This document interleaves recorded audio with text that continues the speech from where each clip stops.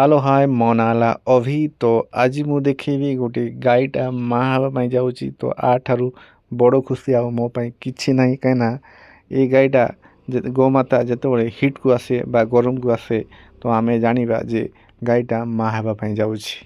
ଗୋମାତା କହିଲେ ସେ ଆମ ମା ଠାରୁ ବି ବହୁତ ଅଧିକ, କାହିଁକିନା ଆମ ମାର ଦେହ ଯେତେବେଳେ ଖରାପ ହେଇଯାଇଥାଏ ତ କ୍ଷୀର ନ ଆସେ ତ ସେ ସମୟରେ ଆମେ ଗୋମାତାଙ୍କର କ୍ଷୀର ଖାଇକି ଆମେ ବଞ୍ଚିଥାଉ।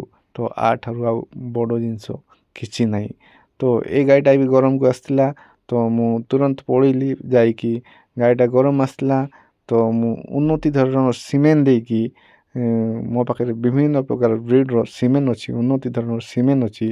ତ ଏଇ ଗାଈଟାକୁ ବି ମୁଁ ଯାଇକି ଉନ୍ନତି ଧରଣର ସିମେଣ୍ଟଟା ଦେଇକି ଗାଈର ସର୍ଭିସରେ ଦେଇକି ଏ ସର୍ଭିସରେ ମୁଁ ଯେତେବେଳେ ଦେବି ଏ ସିମେଣ୍ଟଟା ୟୁଟରସ୍ରେ ଯିବ, ୟୁଟରସ୍ ଯାଇକି ତା ପିଲା ସୃଷ୍ଟି ହେବ ବା ପେଟରେ ପିଲା ସୃଷ୍ଟି ହେବ, ଉନ୍ନତି ଧରଣର ଛୁଆଟା ଦେବ। ତ ବହୁତ ଖୁସି ଲାଗିବ, ବହୁତ ଆନନ୍ଦ ଲାଗିବ, ହୃଷ୍ଟପୁଷ୍ଟ ଛୁଆଟା ଜନ୍ମ ହେବ। ତ ମୋତେ ଗାଈ ସେବା କରିବା ପାଇଁ ବହୁତ ଭଲ ଲାଗେ, କାହିଁକିନା ଗୋମାତା ଗାଈ କହିଲେ ନିଜ ମା ଠାରୁ ମୁଁ ବହୁତ ଭଲ ପାଏ। ଏ ଗାଈମାନଙ୍କୁ ସେବା କରିକି ମୋତେ ବହୁତ ଖୁସି ଲାଗେ, ବହୁତ ଆନନ୍ଦମୟ ଲାଗେ। ତ ଏ ଗାଈଟାକୁ ବି ମୁଁ ପେଟରେ ଛୁଆ ହେବା ପାଇଁ ମୁଁ ଇଞ୍ଜେକ୍ସନ୍ ଦେଇଦେଲି, ଛୁଆଟା ହେଇଯିବ।